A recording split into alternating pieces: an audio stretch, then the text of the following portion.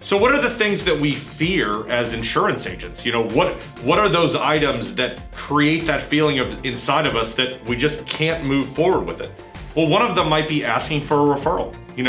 You get through that sales presentation, or you're circling back to your client, post effective date, talking about how their product's working. Why are there some agents that don't ask for the referral? It might be because they're afraid they won't get them. Trust yourself. Believe in possibility. Attempt what is scary.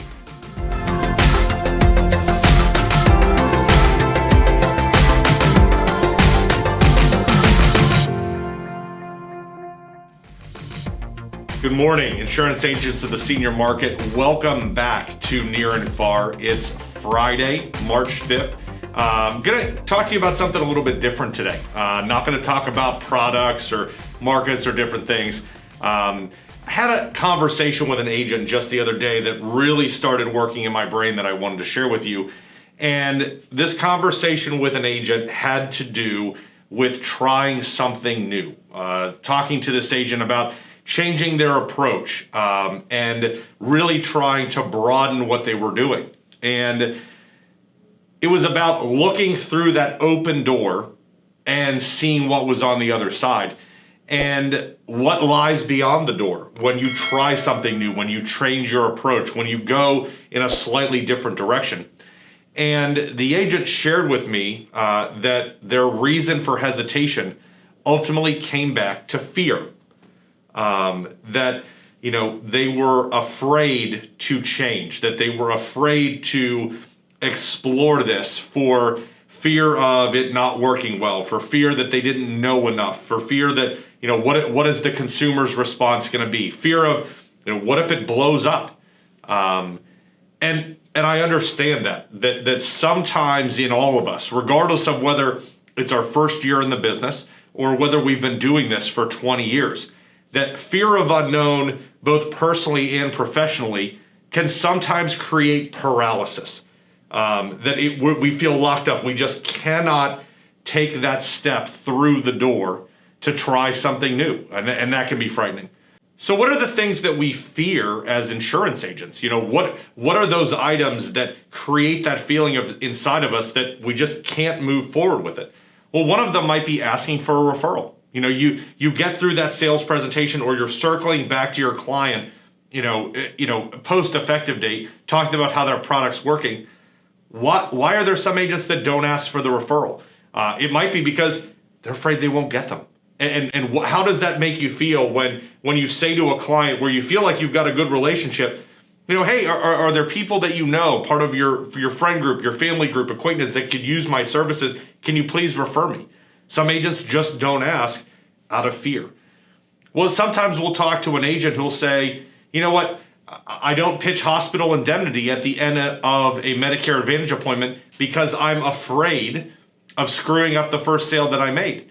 And if you think about it logically, if you did a really good job of conducting a needs assessment, building rapport with that consumer, why would you fear messing up what you've already done so well? But there are many agents, when we talk to them about hospital indemnity product, they say, I'm afraid of messing it up. What if you're an agent that's out there and you've been working in final expense, or you've been working in underage medical, or you've been working in long-term care, and you have a conversation with someone at our office about entering the Medicare market?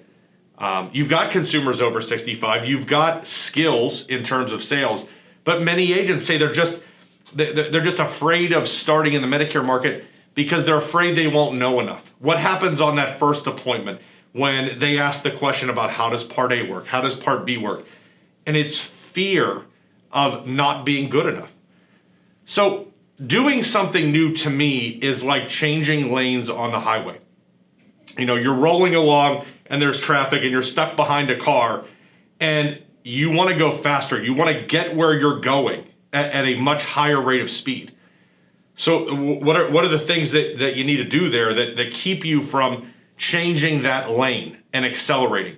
Well, first you've got to check your mirrors. Then you're looking over your shoulder and by the way, don't hit the car that's in front of you. What if they slow down a little bit?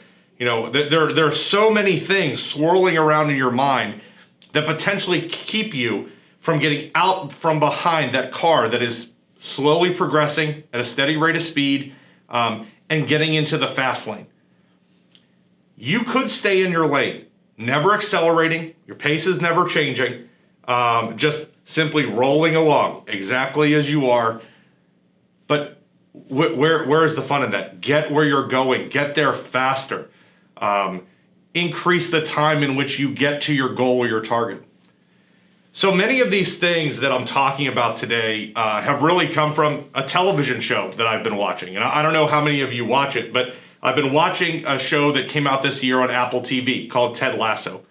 And for those of you who may not be familiar with Ted Lasso, Ted is an American football coach. He coached at the Division II level in college football, and through a strange circumstances of events is approached and ultimately takes a job coaching soccer in the English Premier League. Now think about that. Ted had never watched soccer. He didn't know what the rules were. He's reading a rule book to how soccer's supposed to work on the plane going to England. Think about getting approached with that type of opportunity. Would you be afraid? Would you take it? Would you reach out and grab it and say, I'm going for this? I hope that you would. Ted was not afraid. He should have been. I mean, if you think about all of the scenarios that someone can be faced with, it's not like starting to do Medicare after doing final expense. It's not pitching a hospital indemnity product after you finished an MA appointment. I mean, we're talking about night and day difference between Division II college football and a totally different sport in a totally different country that he had zero experience in. Ted wasn't afraid. And like I said, he should have been. There was every possible reason for him to say, no, I'm not going to do this. But Ted chose to believe.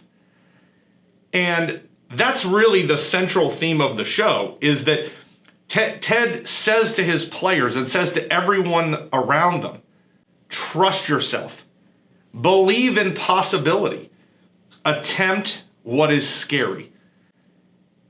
And ultimately, even if you're not successful, you've been successful by attempting to grow and to be more. And that really is something that I hope all of you can grasp on today, on this Friday morning, as you're watching the show and saying, you know what, is there something that I've always wanted to do or I've been afraid to attempt in terms of my professional life or even in your personal life? Think about those things that you've said to yourself, I wish I could, maybe I should, maybe tomorrow's the day that I'll attempt this. Make it today. Because the only way that you will grow as a professional or as a person is to believe that you can. Believe like Ted Lasso and take the leap. So that's what we've got for you today. I hope you have a great Friday, a great weekend. Attempt that which is scary to you, and you'll put yourself on the path to success, win or lose. We will see you back on Monday, March 8th at 7 a.m. I'm Bill, and this has been Near and Far.